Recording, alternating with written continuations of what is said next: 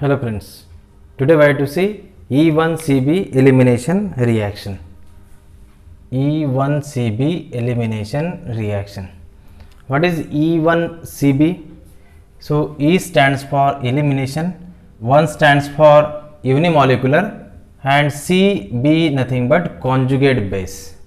So during this elimination, conjugate base is generated or conjugate base is formed as an intermediate. So this reaction is called as E1CB unimolecular conjugate base elimination reaction. In earlier videos we have discussed E1 reaction, E2 reaction. In E1 reaction, first leaving group departs, forms carbocation which loses beta hydrogen, gives alkene as a product. Whereas in E2 reaction we have seen loss of beta hydrogen as well as halogen in a simultaneous step, single step. So both the departing groups lost in a single step and gives product alkene. But in E1CB mechanism, first beta hydrogen get lost and gives conjugate base, and that conjugate base shifted its non-bonding electron pair to the alpha carbon and departs leaving group. So what is the special feature in this or requirement in the E1CB reaction? When here this is alpha carbon attached to leaving group, this is leaving group Lg, and here there is a beta hydrogen. So this is beta hydrogen. Now what is the requirement here in this E1CB mechanism? Here this beta carbon attached to electron withdrawing groups. See, W are the electron withdrawing groups and this is leaving group. Now when this beta carbon which is having hydrogen attached to electron withdrawing groups, so the acidity of this proton is increases. So this proton becomes acidic in nature. So it get easily catched by base and forms carbanion here, and this carbanion acts as a conjugate base because after losing proton it gives base which is called as conjugate base. So this is considered as carbon acid. So the proton present to the carbon when it is lost gives carbanion which is known as conjugate base. So this first step can be reversible or may not be reversible in some of the cases. So when this base takes proton, it gives conjugate base, and this conjugate base then loses leaving group. So in case of E1CB mechanism, leaving group ability of such a leaving group is not always good. So sometimes less leaving group ability, leaving groups are attached here, so they cannot lost quickly. So once conjugate base forms, then the conjugate base transfers electron pair and then leaving group departs with electron pair. So what happen here? When it reacts with base, so this base takes proton and this electron density goes to the carbon, and we get here this carbon is having negative charge. So this W is nothing but electron withdrawing group. So this is withdrawing group and this is leaving group. So this negatively charged carbanion which is here conjugate base. So this is here conjugate base formed as an intermediate. This negatively charged carbon means it is carbanion intermediate. So this carbanion intermediate stabilized by these electron withdrawing groups. So these electron withdrawing groups stabilizes carbanion. So there is a stabilization of conjugate base, and this conjugate base transfer this electron pair to the alpha carbon and departs leaving group and gives this double bond formed between this. So alkene, C double bond C, and here there is a alkene formed as a product. So in this way this electron withdrawing group stabilizes this negatively charged carbanion. So the stabilization of conjugate base increases, so the more stable conjugate base formed during this reaction. and this negatively charged carbanion transfers electron pair to alpha carbon and departs leaving group. Now here these leaving groups may not have here very good leaving group ability, but they can be detached by the attack of non-bonding electron pair to the carbon. So simultaneous departure of leaving group from the alpha carbon. So in this way, in this E1CB mechanism, this is the introduction of E1CB mechanism, in which we have seen that when carbon having hydrogen attached to electron withdrawing groups, so these electron withdrawing groups withdraws electron from carbon, so this hydrogen becomes acidic. So this acidic hydrogen easily catched by base and gives conjugate base, and this conjugate base is having electron withdrawing groups which stabilizes this negatively charged carbon. So carbanions are stabilized by electron withdrawing groups. We have discussed in the stability of carbanions in the earlier videos. So here this carbanion is more stable, so the conjugate base stabilization is there because of electron withdrawing groups which transfers electron pair here, leaving group departs, and we get alkene as a product. So here this is the simple mechanism of E1CB reaction here we have seen. Now we have to see example of E1CB reaction. Example of E1CB is when hydrogen is attached to carbon having two chlorines and the next carbon attached to fluorine, fluorine, fluorine, and when it is reacts with base such as sodium ethoxide. So this is sodium ethoxide base.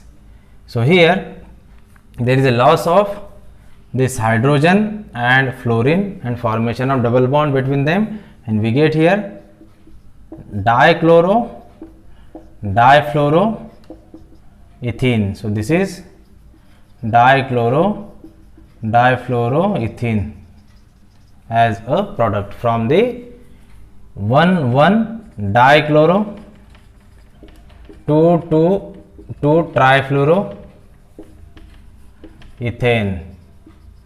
When reacts with base gives difluoroethene as a product. Now here this is E1CB reaction. Here we have to see step 1, in which formation of conjugate base. Conjugate base formed in step 1. This is two-step reaction. In first, as earlier we have discussed, in the step 1, conjugate base formed after loss of acidic hydrogen from beta carbon, and this conjugate base converted to alkene after the attack of electron pair to the alpha carbon. Now we have to see how the conjugate base formed.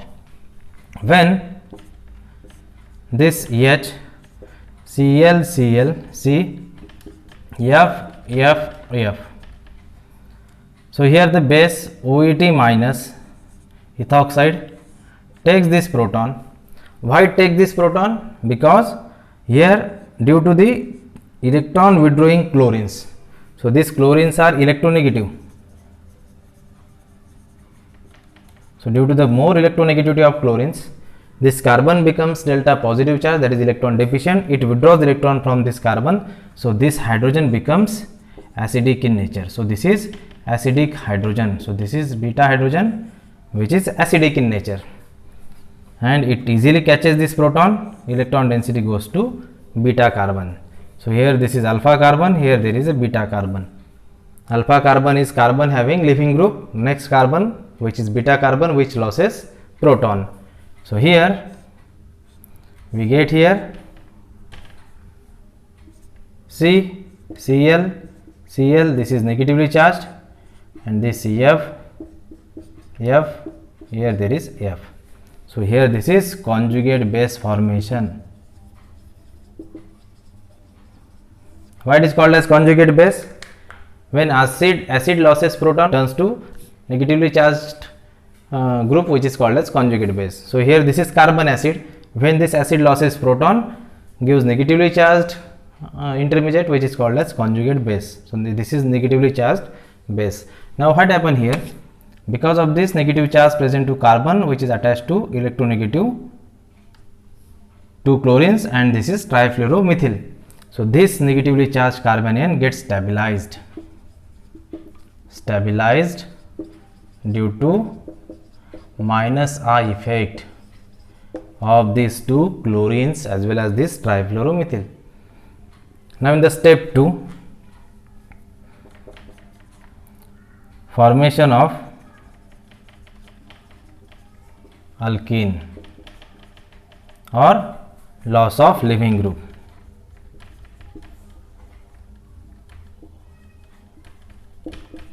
From alpha carbon. Now this conjugate base Cl, this is negatively charged, fluorine, and here there is fluorine. This negatively charged electron pair shifted to alpha carbon, and this fluoride departed with electron pair. So we get here Cl, there is a formation of double bond, this is single bond, and this new double bond formed between this, and here this difluoroethene is formed as a product. So here minus fluoride. So fluoride is lost here as a leaving group, and we get alkene as a product. So this alkene we get as a product. Now what we observed here in this E1CB mechanism. So the most important feature in the E1CB reaction is the beta hydrogen should be acidic enough. So it can easily catched by base and forms stable conjugate base. So this conjugate base stabilized by minus I effect of adjacent electron withdrawing groups. So basically these electron withdrawing groups can be halogens, or it can be electron withdrawing groups such as carbonyl group or the different oxygen containing groups.